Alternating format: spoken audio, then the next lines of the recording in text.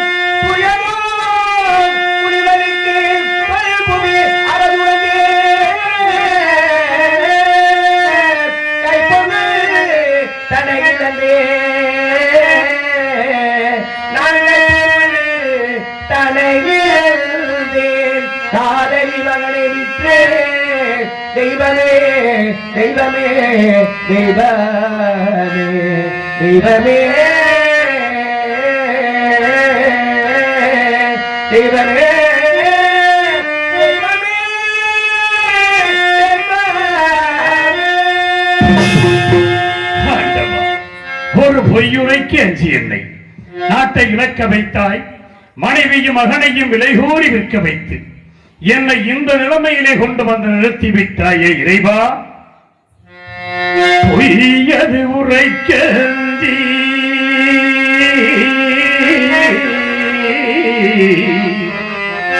பொய்யது உரைக்க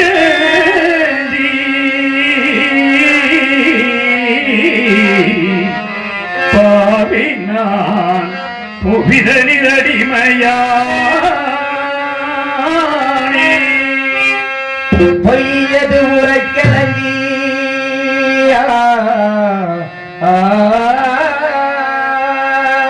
இந்த பொய்யது உரைக்கலங்கி புலையனுக்கு அடிமையானே தெய்வமே தெய்வமே தெய்வமே தெய்வமே தெய்வமே வையகமெல்லாம் காத்தனான் இந்த வையகமெல்லாம் காத்தனான்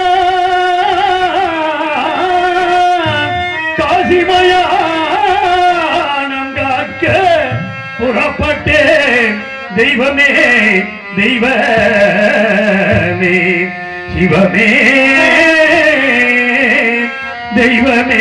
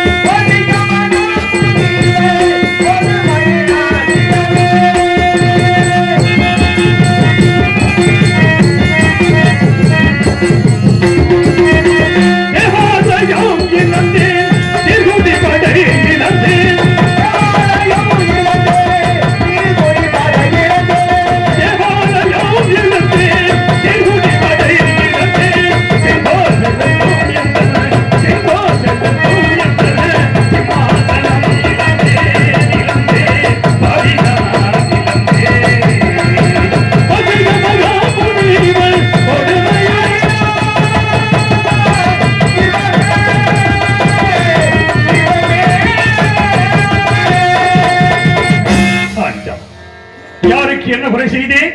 யார் குடியை கெடுத்து வாழ்ந்தேன்? இந்த மண்ணுலகில் உன் அருள் பெற்ற அனைவரும் இன்புற்று இருக்க வேண்டும் என்பதற்காக அள்ளும் பகலும் அணிதினமும் உன் திருவடியை பணிந்திருந்தேனே இறைவா, நான் என்ன குற்றம் செய்தேன்?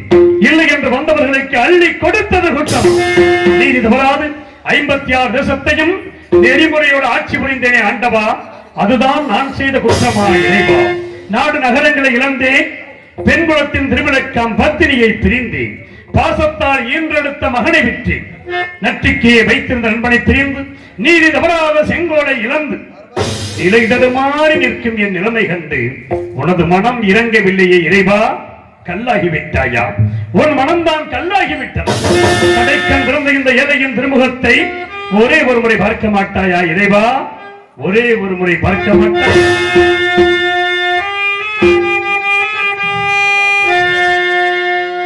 பகவானே பகவானே பகவானே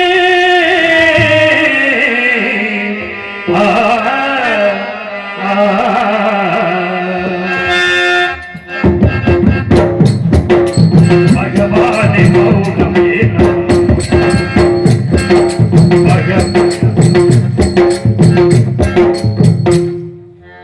பகவானே மௌனம் ஏனோ இது யாவும் நீதிதானோ? பகவானே மௌனம் பகவானே மௌனம் ஏனோ இது யாவும் நீதிதானோ? பகவானே மௌனம் ஏனோ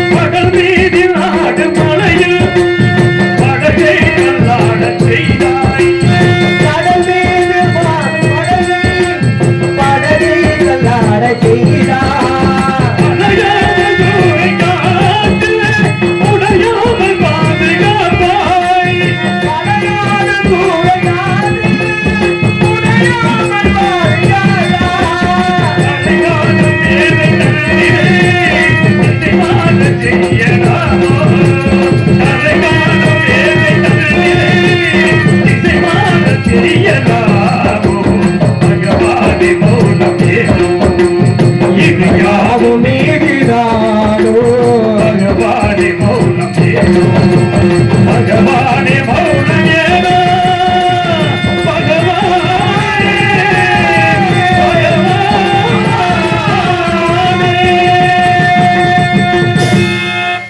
அயோத்தி மாநகரத்திலே என்னுடைய மகன் தேவதாசனுக்கு பிறந்த நாள் விழா. 55 தேசத்து அரசன் சுற்றி அமர்ந்திருக்க அவ்வப்போது ஆலோசனை அமைச்சர்கள் அருகிருக்க ரத்தின சிம்மாசனத்தில் அமர்ந்து தேச விசாரணை செய்து கொண்டிருந்தேன் ஒரு நாள்.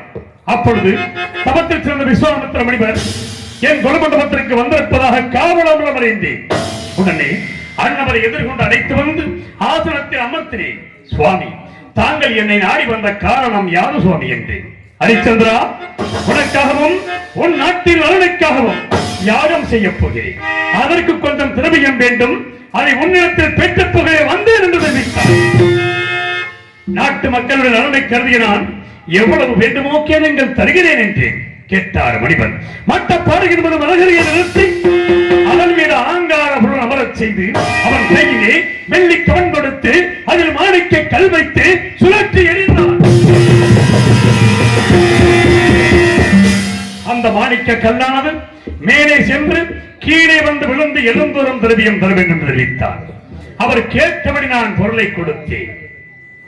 ஹரிச்சந்திரா, நான் வசிப்பது ஆரண்யம். இத்திரவியத்தை அங்கு நான் வைத்துக் கொள்ள முடியாது. யாகத்திற்கு முகூர்த்த நாள் முடிவு செய்த பிறகு வந்து எடுத்துச் செல்கிறேன். அதுவரையில் உன்னிடத்தில் இருக்கட்டும் என்றார். சுவாமி, தங்களை போன்ற மகான்களுக்கு கொடுத்த பொருளை மீண்டும் நான் வைத்துக் கொண்டால் நன்னிலை வாயில் நகரற்று போவதாக சுருதிகள் கூறுகிறபடியா இப்பொருளை நான் வைத்துக் கொள்ள அருகதில்லை. தயவு செய்து தாங்கள் எடுத்துச் செல்லுங்கள் என்றேன். கவலை வேண்டாம்.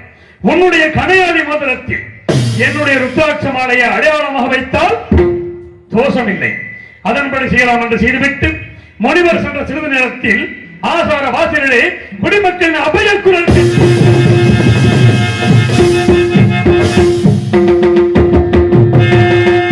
சென்று பார்த்தேன். குடிசனங்களே, உங்களுக்கெல்லாம் என்ன நேர்ந்தது? நான் என்ன குறை வைத்திருக்கிறேன்? எதற்காக அழுது புலம்புகிறீர்கள் என்றேன். மன்னா, நாங்கள் இட்ட பெயர்களை எல்லாம் கொடிய விடயங்கள் வந்து அழித்து விட்டது மன்னா மன்னா என்றார். எனது மனம் வேதனை அடைந்தது. குடிமக்களுக்கு ஆறுதல் கூறி அனுப்பினேன். வேட்டைக்கு புறப்பட்டு கொடிய விலங்கினங்களை கொண்டு வேட்டையாடி கலக்கத்தான் திருக்குள கரையோரம் ஆலமரத்தின் அடியில் எனது பத்தினி சந்திரமதியின் மடியில் சிறிது நித்திரையில் இருந்தேன். அங்கே அடாத கனவு ஒன்று கண்டு திட்டுக்கிட்டு எழுந்து இரண்டு நடன மாதர்கள் என் முன் வந்திருந்தார்கள். மாதர்கள், நீங்கள் யார்? உங்கள் ஊர் பேர் என்ன? என்னை நாடி வந்த காரணம் என்ன என்று கேட்டேன். அண்ணா, நாங்கள் வசிப்பது இமயகிரிச்சாரல். என் பெயர் சரசவல்லி, இவள் பெயர் காமவல்லி. எங்களுக்கு பரதமும் சங்கீதமும் தெரியும். அதை தங்கள் சமூகத்தில் ஆடியும் பாடியும் தக்க சன்மானம் பெற்று போய் வந்தோம் என்று தெரிவித்தார்கள். எங்க ஆடுங்கள் பாடுங்கள் என்றேன். ஆடினார்கள், பாடினார்கள். கண்ணுற்றே சந்தோஷமுற்றே வேண்டிய சன்மானத்தை கொடுத்தேன். பெற்றுக்கொள்ள மறுத்து என் திருமணிக்கு எழுதக்கூடிய பூச்சக்கர எனது வெற்றி மாலையையும் பரிசாக கேட்டார்கள். கொடுக்கக்கூடிய பொருளாக இருந்தால் தயங்காமல் கொடுத்து விடுவேன். இதை விடுத்து பொன்பொருள் எவ்வளவு வேண்டுமோ கேளுங்கள், தருகிறேன் என்று. எங்களிடம் பொன்பொருள் எங்களுக்கு தேவையில்லை. பொன்பொருள் எங்களுக்கு கொடுக்க வேண்டாம். அதனால் எங்கள் இருவரையும் நீங்கள் திருமணம் செய்து கொள்ள வேண்டும் என்றார். பெண்களே, நான் தந்தாரம் என்று பிரதாரம் வச்சிக்காதவன். தயவு செய்து இந்த இடத்தை விட்டு போய்விடுங்கள் என்று எவ்வளவோ அறிவுரைகளை எடுத்து கூறினேன். கேட்கவில்லை. காவலர்கள் அழைத்து அதிர்த்து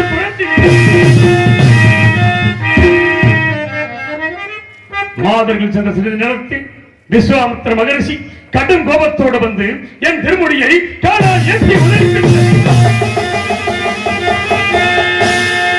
மணிமுடி மண்ணிலே சாய்ந்து விட்டது என்று கூட நான் கவலைப்படவில்லை. அதற்கு மாறாக எனது நெஞ்சம் இந்த திருமுடிகளை பதித்திருக்கின்ற நவரத்தின கற்கள் முனிவரின் பாதத்தை புண்படுத்தியதோ என்று பாதத்தை தொட்டே சண்டா. நான் அனுப்பிய மாதர்களை ஏன் அடித்து துரத்தினாய்? என் கோபம் தீர வேண்டும் என்றால் அந்த மாதர்கள் இருவரையும் நீ திருமணம் செய்து கொள்ள வேண்டும் என்று அனைத்தும் உணர்ந்த தாங்களாய் இவ்வாறு கூறுவது. நான் திருமணம் அடித்தவன். எனக்கு ஒரு மகன் இருக்கிறான் சுவாமி. எல்லாவற்றையும் அறிந்த தாங்கள் அறியாதது போல் பேசுகிறீர்களே. வேண்டாம். அதற்கு மாறாக கண்ணை வேண்டியிலும் ஈகிவேன் காக்கின்ற கண்ணை வேண்டியிலும் ஈகிவேன் காக்கின்ற கண்ணை வேண்டியிலும் வாகுடன் ஈகிவேன் கண்ணை வேண்டிய சின்னப்பனை கொண்ட கண்ணை வேண்டிய சின்னப்பனை கொண்ட என்னை வேண்டிய தீருய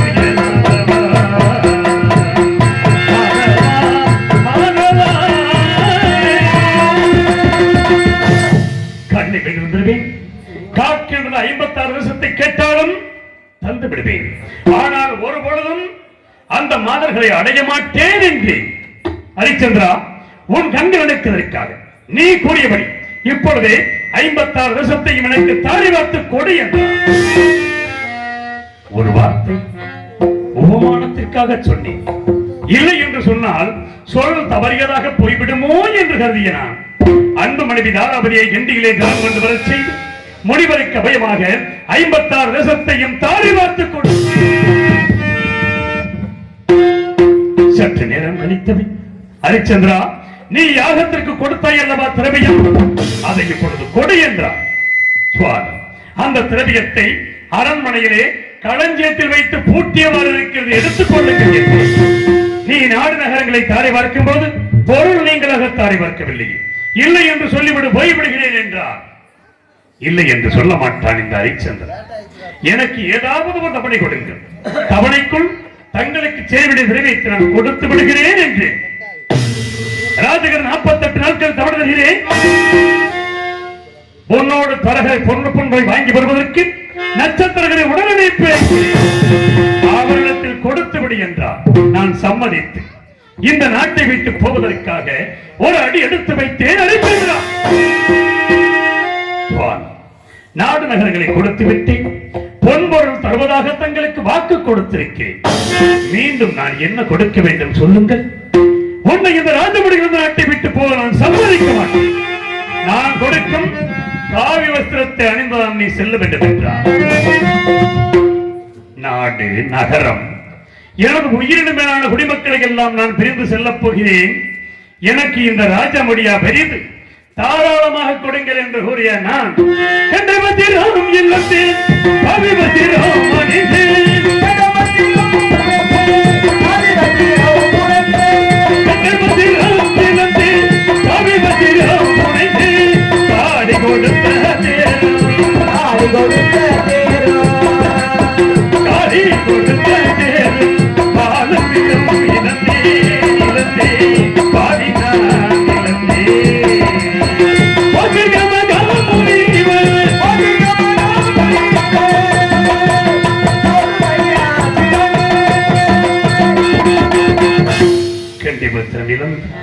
காய் வஸ்திரம் அணிந்த நான் அன்பு மகனை ஒரு கரத்தில் பிடித்து உயிரோடு உயிராகி உறவாடி ஒட்டி வாழ்ந்த மனைவியை மற்றொரு கரத்திலே பிடித்துக் கொண்டு காசிமா நகரத்தை நோக்கி நடந்து சென்றேன்.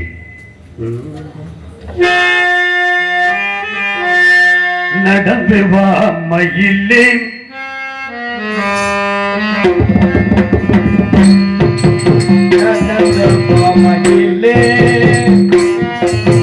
நடந்து வா மயிலே சந்திரபதி கோயிலே, நடந்து வா மயிலே மயிலே.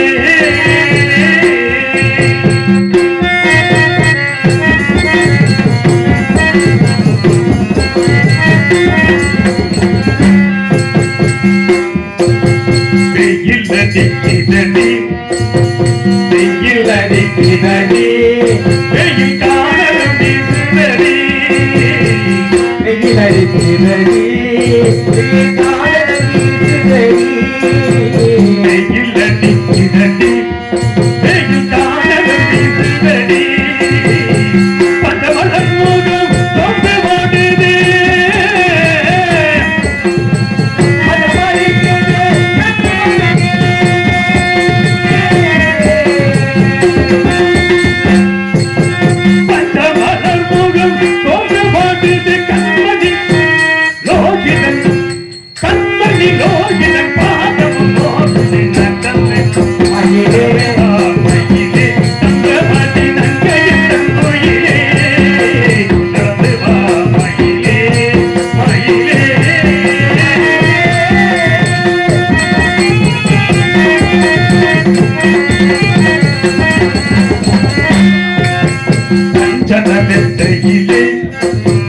கொஞ்சி மகிழ்ந்தோமடி, அஞ்சலை மெத்தையிலே மகிழ்ந்தோமடி, அஞ்சல மெத்தையிலே கொஞ்சி மகிழ்ந்தோமடி, அயதையின ஆண்டகளில் தொட்ட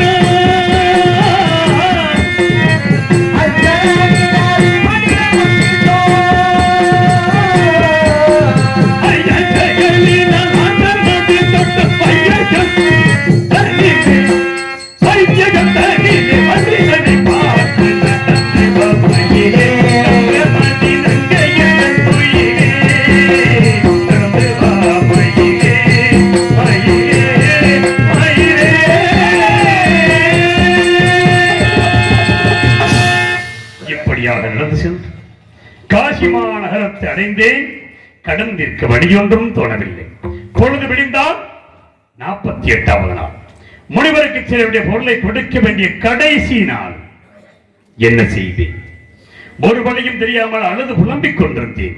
அதை பார்த்தேன் மனையால் தாராபதி, எதற்காக அழ வேண்டும் சுவாமி? என்னையும் மகனையும் விட்டு முனிவருக்கு சேர வேண்டிய பொருளை கொடுத்து விடுங்கள் என்றார்.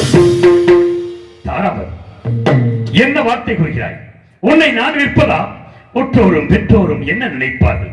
கட்டிய மனைவியை விட்டான் சண்டாளன் என்று என்னை இந்த உலகமே படித்து பேசினே தேவி என்று எவ்வளவோ அறிவுகள் எடுத்து கூறி விலை கூற சொன்னால் வழி தெரியாமல் திகைத்த நான் இரு பேர்களையும் என் கரங்களிலே பிடித்துக் கொண்டு காசி மாநகரத்து வீதிகளிலே விலையோ விலை, விலையோ விலை என்று எப்படி விலை கூறினேன் தெரியும்? விலையோ விலை என்று கோருகின்றேன். விலையோ விலை என்று கோருகின்றேன். மனைவிடனை விலை கோருகின்றேன். விலையோ விலை என்று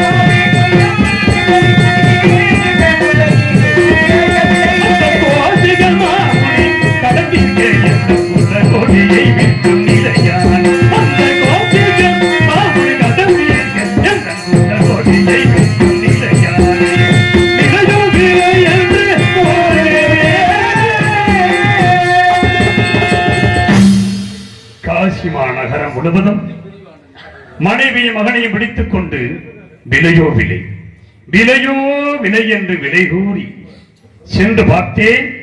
யாருமே விலைக்கு வாங்க முன்வரவில்லை. இறுதியாக இருப்பது அந்தனர் வீதி. அந்தனர் வீதிக்கு மனைவியும் மகனையும் அழைத்து சென்று ஆடு மாடுகளை விலை கூறுவதைப் போல் மீண்டும் அங்கே விலை கூறினேன். உலகம் அறியாத புதுமை உடல் பொருளாவியை கடனுக்கு விற்பதே இந்த உலகம் அறியாத புதுமை. புதுமை உலகம் அறியாத புதுமை. உடல் பொருளாவியை கடனுக்கு விற்பதே உலகம் அறியாத புதுமை. இந்த உலகம் அறியாத புதுமை. உடல் பொருளாவியை கடனுக்கு விற்பதே உலகம் அறியாத புதுமை. இந்த உலகம் அறியாத புதுமை.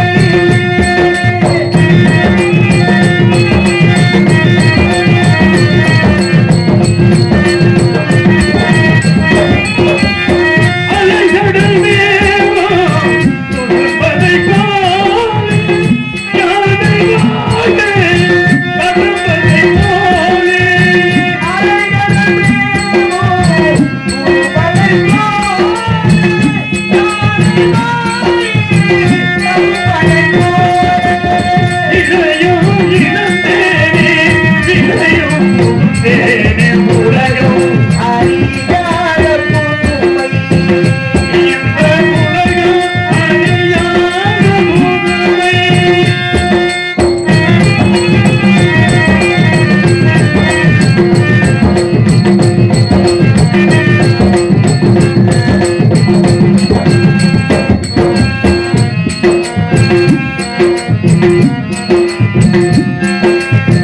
கேளுமையா விலை கேளுமையா ஐயா. கேளுமையா விலை கேளுமையா பாட பிறந்தோர் விலை பாருமையா. கேளுமையா விலை கேளுமையா பாட பிறந்தோர் விலை பாருமையா. தன்மானம் என்னாலும் தன்மானம் எண்ணியே என் மானமாகவே பிறந்தவளே.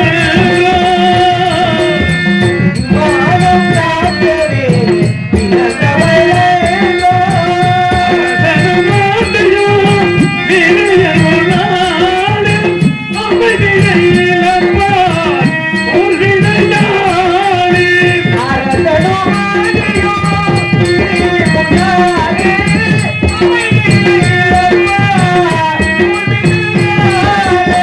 அனுபவம் வாழ்வினில் நேர்ந்ததினாலே உலகம் அறியாத உண்மை. இந்த உலகம் அறியாத பெருமையா.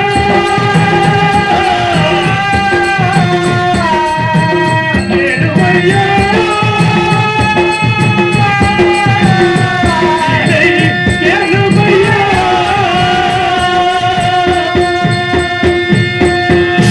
விலையோ விலை என்று விலை கூறி சென்ற பொழுது காலகண்ட ஐயர் விலைக்கு வாங்கினார்.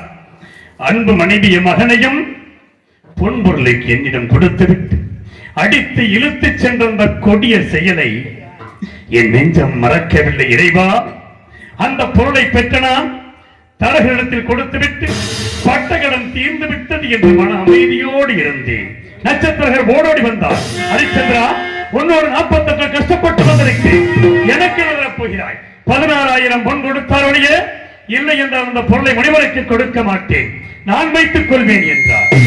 சுவாமி, இனிமேல் என்னிடம் என்ன இருக்கிறது, எதை வைத்து நான் கொடுப்பேன் என்றேன். இங்கு ஹரிச்சந்திரனாக வேடம் தாங்கி நடிக்கும் ஆமா அண்ணன் சமயக்கருப்பு அவர்களுக்கு கிராமத்தின் சார்பாக மலர் மாலை அணிவித்து இந்த பொன்னாடை பற்றி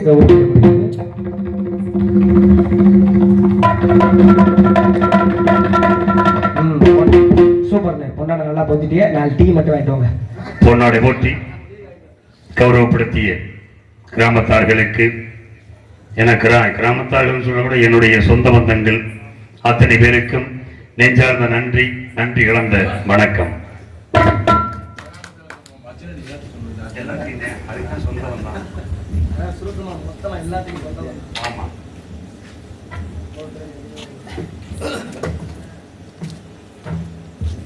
என்ன செய்வேன் என்றேன். உன்னிடம் ஒன்றுமில்லையா, உன் மனைவியை மகனையை விட்டதை போல் உன்னை விட்டு கொடுக்கலாம் அல்லவா என்றார். ஆம் சுவாமி, என்னை நான் மறந்து விட்டேன் என்று சொல்லி அன்பு மந்திரி சத்தியகிருத்தி அழைத்தேன். என்னையும் இந்த காசி மாநகரத்து வீதிகளிலே யாரிடமாவது விலை கூறி விட்டுவிடுங்கள் என்றேன். மனம் சூழ்ந்து விலை கூற முடியாத மந்திரியார் மூர்ச்சியாகி கீழே சாய்ந்து விட்டார். இந்த பாவியாகிய நான் என்னை நானே விலை கூறி சென்ற பொழுது வீரவாக என்னும் ஈமக்காவலர் விலைக்கு வாங்கினார். மெல்லரகிக்காகவே நான் நிசனுக்கடி மாயானேன்.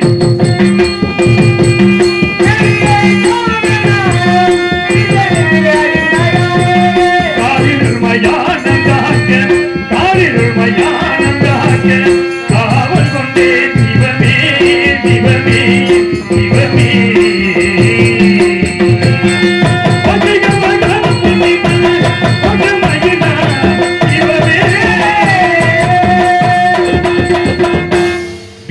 வீரமகன் விலைக்கு வாங்கி கல்புடம் சுமக்க வைத்தார்.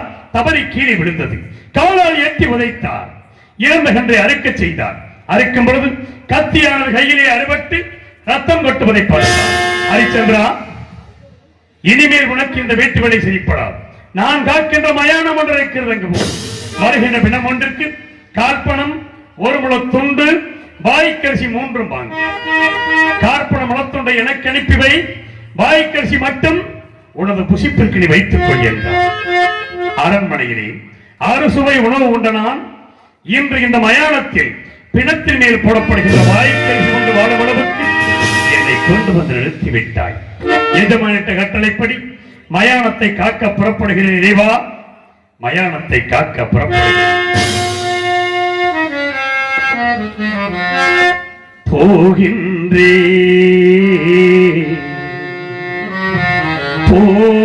போகின்றே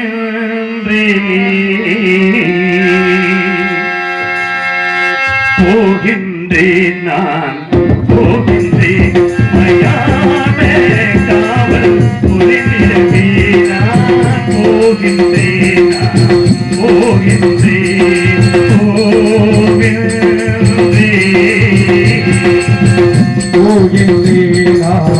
போகின்றேன் மயான காவல் புரிந்திடவே நான் போகின்றேன்